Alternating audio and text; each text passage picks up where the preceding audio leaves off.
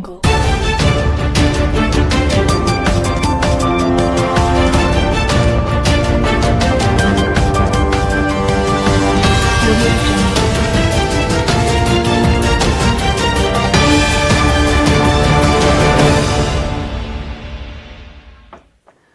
morning, welcome to the Morning Momentum this Wednesday. Today being the first day of November 2023. My name is Alfonsoh, and as usual, this is a daily compendium of local and international news, human interest stories, current affairs, and expert opinion. Let's take a look at the top stories making the papers in the Standard this morning. The elephant in the room, facing the empire's dark past. Now, Britain's King Charles III, in his first visit to a Commonwealth country since assuming the throne, was confronted by his nation's dark colonial history on day one of his 4-day tour, rich in pomp and symbolism. More of that story is beefed up for you on page 2, 3, 4, and page 6. In other stories, high cost of living. Experts lay blame on the government. This story is beefed up for you on page 8. On page 17, KRA targets luxury shoppers in tax evasion crackdown, and more of that story, we'll take a look at it on page 17. Now let's take a look at the stories inside the Standard this morning. On page 2, King Charles confronted by Empire's dark past on his first day of visit. King Charles and Queen Camilla given top state honors at the State House in Nairobi, Kenya. Visit to Uhuru Garden rekindles memories of atrocities by the colonial administration. More of that story on page 2. On page 3, rules of etiquette around the royals. For the chosen few to interact with King Charles and Queen Camilla, there are some rules. English traditional forms of engagement will be on show as the royals visit Kenya. If you want to get more insights on those rules, you can grab your copy of the Standard this morning and you'll find it on page 3. Let's take a look at page 4. Pull out all the stops when royalty visits. Now, on page 4, you have a photo gallery of all the events that transpired yesterday when King Charles III visited Nairobi on the first day of his 4-day tour right here in Nairobi. There are amazing pictorials there. And we take a look now at page 6, royal family's footprints at the coast as Charles and Camilla visit. 4 aluminium tusks in Mombasa were erected in 1956 to mark Queen Elizabeth II's sister Princess Margaret's visit. Besides this, Coast community say many of their youth were killed during First and Second World Wars. More of that story is beefed up for you on page 6 of the Standard this morning. Let's take a look at page 8. Now, government to blame for high cost of living, economists say. Unnecessary expenditure and exaggerated budgeting are biggest challenges. Treasury said not to provide clear account of projects allocated loan of money. More of that story on page 8. In numbers, 20,000 telecom bill of certain departments in the public sector. More of that story on page 8. In Uasin Gishu County, audit exposes how counties spend millions on stalled stadiums. The Auditor General has questioned stalling of multi-million shilling sporting facility in Uasin Gishu County and delayed upgrade of a second one. Queries have also been raised over delays in completing sporting facilities in Bomet and Kakamega counties. More of that story on page 8. On page 9, Ezekiel set free after DPP drops charges on Shakahola massacre. Pastor was being probed over murder, money laundering, radicalization, and terrorism. Preacher says he has no vendetta, won't sue for defamation. More of that story is beefed up for you on page 9. Let's take a look at page 10. Kibaki family seeks talks to settle dispute with son and daughter.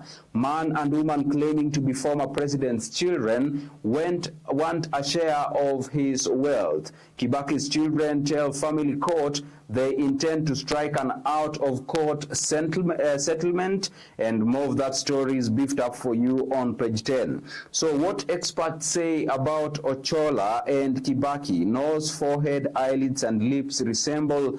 The cheeks and cheekbones are similar.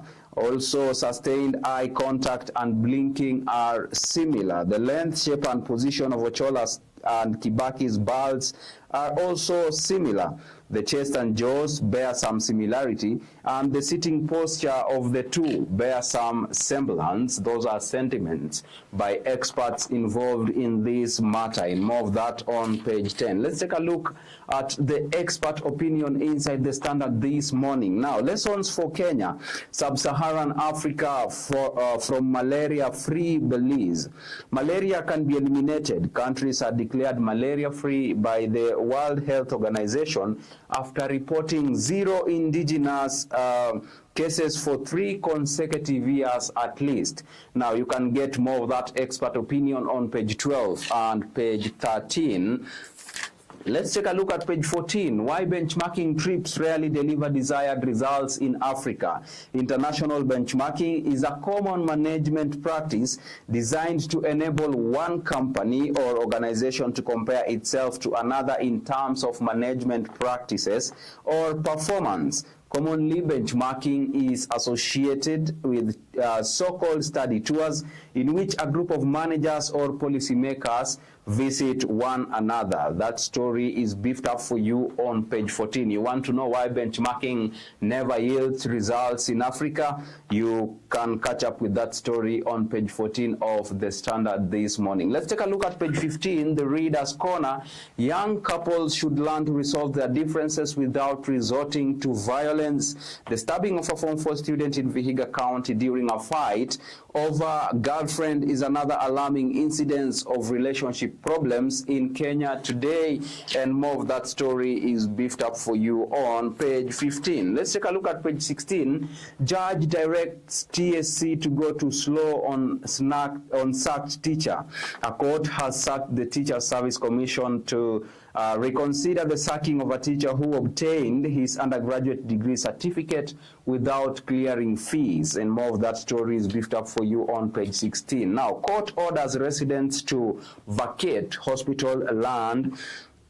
Judge says landowners did not follow right steps to get Narok Referral Hospital land. Ruling comes after Mavoko evictions and order on residents to leave 1,000-acre piece of land. You want to catch up with more of that story on page 16. Let's move on, and there is also the Enterprise article, starting a business, making money and getting connected. Startups take driving seat in EV shift. More of that story is beefed up for you on the Standard Enterprise article inside the Standard this morning. Let's now shift gears and take a look at business news. KRA targets luxury shoppers in tougher tax evasion crackdown. Now, items brought into the country by travelers will be subject to added scrutiny. Tax experts say regulations not new as taxman seeks to increase revenue. More of that story is beefed up for you on page 17. On page 18, there is the CMA seeks to unlock liquidity with review of licensing rules. That's all about sustainability. The Capital Markets Authority anticipates to unlock liquidity in the market with the review of licensing rules for intermediaries, even as it insisted it will not interfere with the market by setting minimum prices. And more of that story on page 18. Let's take a look at the international news this morning. Now, we start with the U.S. bidding to remove Uganda and 3 other African nations from trade deal. The U.S. government had said it was considering introducing sanctions on Uganda after it passed a controversial anti-homosexuality law. Burkina Faso, Mali, and Guinea have all previously been expelled from AGOA after military coups in those countries. More of that story is beefed up for you on page 19. In Middle East, Israel Hamas, US rejects global calls for ceasefire. The US has rejected global calls for a ceasefire between Israel and the Palestinian group Hamas, arguing it is not the right answer right now. You want to catch up with that story also on page 18. Let's take a look at page 20.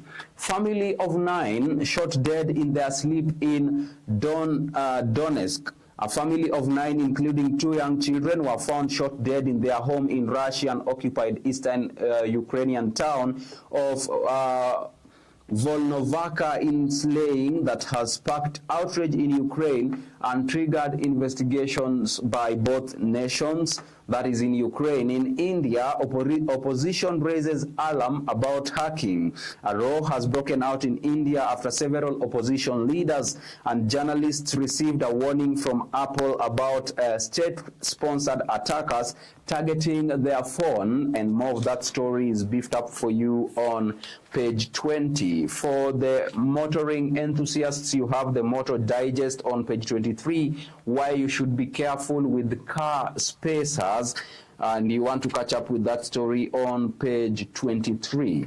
Let's now shift gears and take a look at sports news inside the Standard this morning, and we start with athletics. Now, Semenya more focused on winning battles against authorities. Double Olympic 800-meter champion says she's not focusing on the medals now. The South African wants to hold world athletics to account for discrimination against athletes with hyperandrogenism.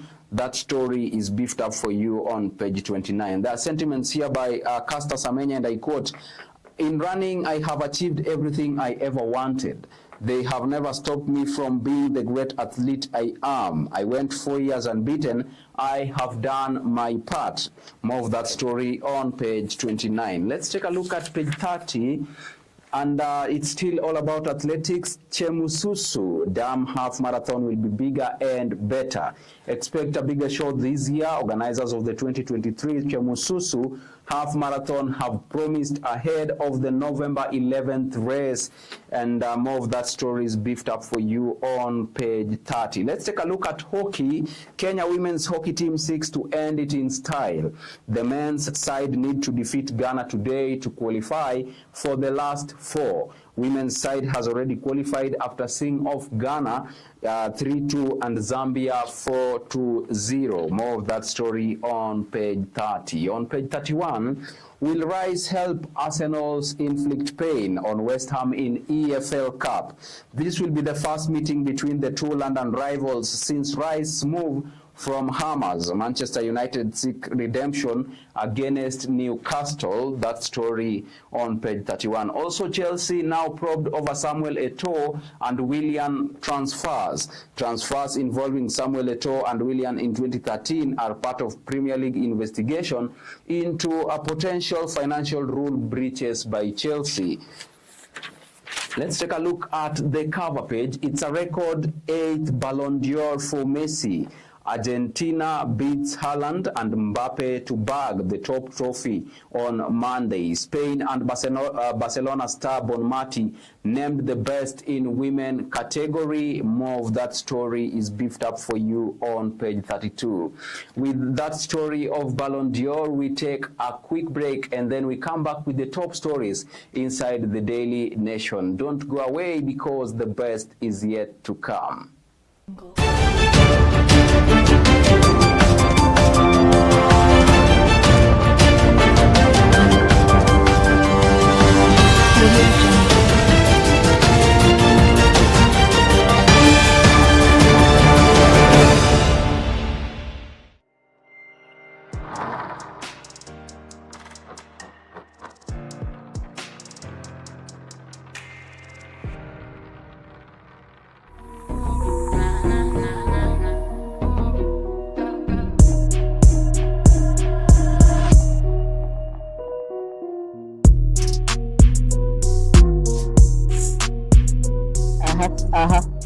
yeah, Mio, yeah, yeah. Yeah. Triple side, kata simu manze. This is Rising Star, the best show in East and Central Africa, au sio manze? So leo manze tuko hapa Kanairo, au sio? I go by the name Alex, or you can call me the guy. So sisi kama Rising Star manze tumekuja na vitu mzuri. Hii mwaka tumeamua tunapiga shughuli safi vile mnataka, hivyo ndio tunapiga hii show, au sio? So kwa Rising Star tutakuwa na segment zingine hatari. Kitu ya kwanza tutakuwa na tea. Tukimalizia show yetu manze tutakuwa tunawaletea tea, what is trending, and then also pale tutakuwa na games. Unajua mimi na games manze, so guest wetu akikam through tutakuwa tunacheza game, alafu pia tutakuwa na ile segment pia ya maswali ya kujua wasanii wetu wametoka wapi, challenges zenye wamekuwa wakipitia, au sio? Yes. Bila kumalizia manze, tunasemaga mnaweza tupata pale YouTube at Younib Media TV, au sio? Yes. So bila kupoteza wakati manze, thank you so much, we love you so much, continue watching Younib TV, and this is Rising Star. Kaboom. That's it.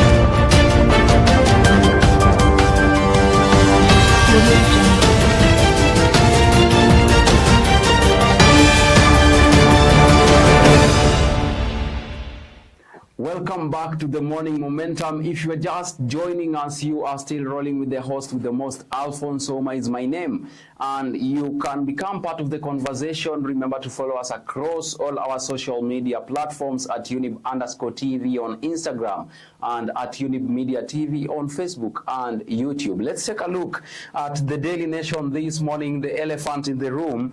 Historic visit. Now, King Charles III and Queen Camilla hosted by President Ruto on day one of the trip. King Charles III speaks of his family's and Britain's special connections to Kenya and roots for an even closer partnership of equals between the two nations. But the British monarch also wades into his country's wrongdoings of the past against Kenyans, promising to deepen his understanding of the wrongs as President Ruto pushes for reparations. More of that story on page 2 and page 3. Also on another top story, best of the best, governor's performance ranking. Now, that story is beefed up for you on page 12. We have Governor George Natembeya ranked at 70%. That is the governor for Trans Nzoia County. Gladys Wanga for Homa Bay at 70%. Simon Kachapin for West Pokot at 67%. Simba Arati for Kisii at 64%. Irungu Kangata Murang'a County at 64%. Jeremiah Lomorukai for Turkana County at 64%. Mutula Kilonzo for Makueni County is also ranked at 64%. Now, Wesley Rotich for Elgeyo Marakwet has been ranked at 63%, and Kavira Mwangaza for Meru has been ranked also at 63%, together with Julius Malombe for Kitui County. On other news on page 6, bipartisan talks. curb tax appetite, Kenya Kwanza told. Experts who appeared before the National Dialogue Committee to discuss the high cost of living have criticized the Kenya Kwanza administration for its fiscal policy proposals that rely on taxation to raise revenue. More of that story is beefed up for you on page 6. On page 4 and 5, candidates sit tests in hospitals as exams draw to a close. The Kenya Certificate of Primary Education and Kenya Primary School Education Assessment Examinations entered their second day yesterday, and with senior government officials monitoring the exercise. Of course, those exams are coming to an end today. Let's take a look at page 2 of this Daily Nation this morning.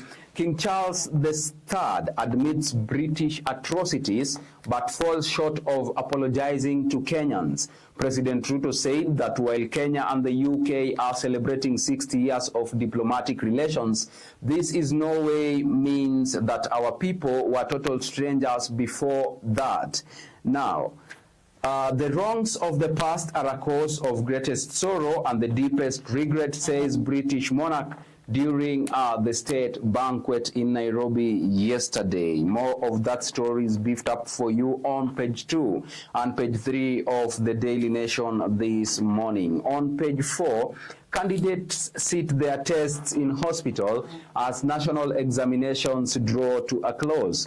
In Isiolo, County Commissioner Geoffrey Omondi ordered the arrest of men who defiled schoolgirls following reports that 6 candidates are pregnant, with another delivered recently. More of that story is beefed up for you on page 4 and page 5 of the Daily Nation this morning. On page 6, experts want Kenya Kwanza to curb insatiable tax appetite. The existing taxation structure overburdens low-income earners who are the majority in the country. More of that story is beefed up for you on page 6. They say increased taxation and realistic budget and revenue estimates to blame for current economic crisis. Let's take a look at page 8. Senate to rule on Kavira ouster in plenary. Committee route rejected. This is the second time in 10 months the governor is facing an impeachment hearing. Ruto allies shot down a motion on the establishment of an 11-member special committee to hear the case, and more of that story is beefed up for you on page 8. Let's take a look at page 10. Big strides made in health sector. Cases of medics downing tools demanding a better working environment have drastically reduced. From new facilities, availability of drugs, to improved medics welfare, devolved units have curbed ills in sector. More of that story is beefed up for you on page 10 of the Daily Nation. On page 11, counties in fight to shield nature from human destruction. The efforts by several devolved units are paying off. More of that story on page 11. Also, the new Nyeri bus terminus, a breath of fresh air after an era of chaos and disorder. You can take a look at that on page 11. Let's take a look at page 12. Natembea Wanga, top of the pile in performance ranking. Kiambu Governor Wamatangi has moved up by 18 positions and is currently 6th most improved by county boss. The first survey was conducted between July and August with 36,200 participants, while the second had 22,500 participants. More of that story is beefed up for you on page 12. Let's take a look at page 14. Family suffers serious burns after feud over circumcision. 12 rental houses were also razed during the Monday incident. Man burnt their house after dispute with his wife over when their son should undergo the ritual. Now, that is a quite sad state of affairs that are beefed up for you on page 14. You can take a look at more of that story in depth. Now, let's take a look at page 16. It's all about the expert opinion. Today, we walk in Karura Forest.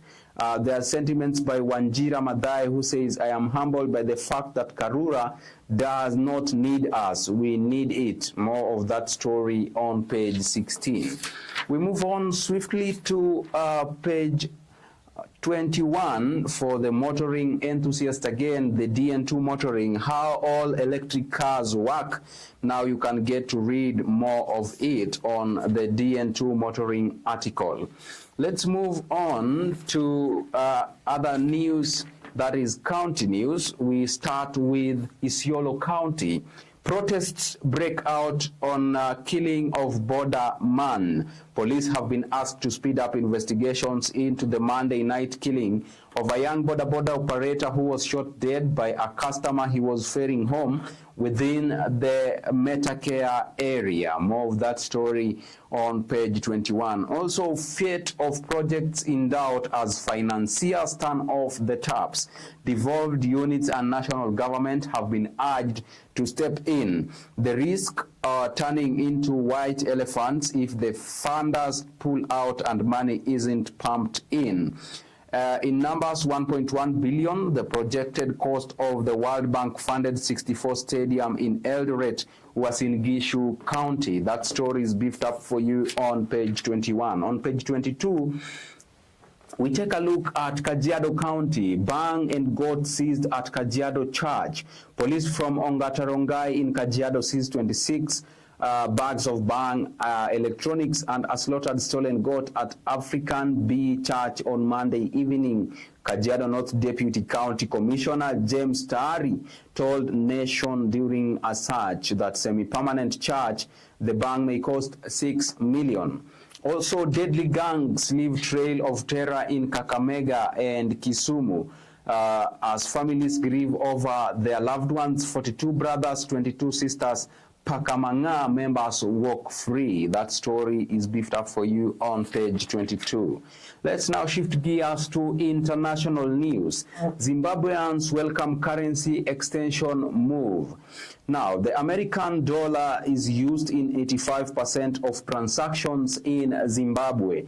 Country adopted multi-currency in 2009 to stabilize the collapsing economy. More of that story is beefed up for you on page 24. Also, German president on 3-day Tanzania visit. German President Frank Walter arrived in Tanzania for a 3-day visit on Monday, seeking to boost relations between the two countries. That story is beefed up for you on page 24. On page 25, bombs fall as Gaza body count rises. Some victims are registered as unknown and files are updated later when the bodies are identified. More of that story is beefed up for you on page 25. Israeli ambassador to the UN condemned for displaying a yellow star on his coat. The death toll is at 8,300. That is the number of people in Gaza killed by Israeli bombs since October 7th, according to health officials in the Strip. The October 7th raid by Hamas left 1,400 people dead. Let's take a look at page 26, and that is the business news. Blow for workers as KRA ups benefits tax to 13%. Employees to part with more money as deductions keep rising. Now, Kenya Association of Manufacturers chairman briefs the principal secretary for the State Department of Industry in the Ministry of Investments, Trade and Industry yesterday at the KICC. Also, no more avocado exports from this Friday. Kenya has stopped export of avocados from Friday to allow the fruits to mature as part of measures to protect the country's lucrative external market. More of that story on page 26. Let's now shift gears and take a look at sports news inside the Daily Nation this morning. And we are starting it with athletics. Now, Chirchir chases second New York title.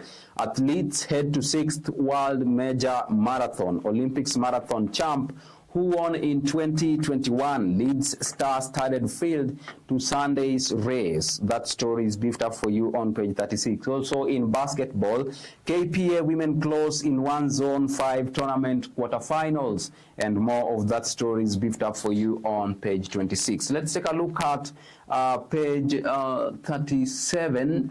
This is more special. Messi Savoi's 8th Ballon d'Or of storied career. Argentina star reaps big World Cup success with team in Qatar. Spain's World Cup winning star Bonmati also wins Women Ballon d'Or.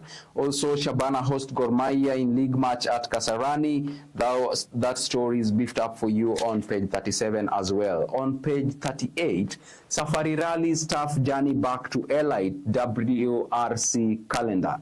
By legalizing Safari Rally project, government confirmed Kenya's capacity to host major events. That story is beefed up for you on page 38. On page 39, a leap of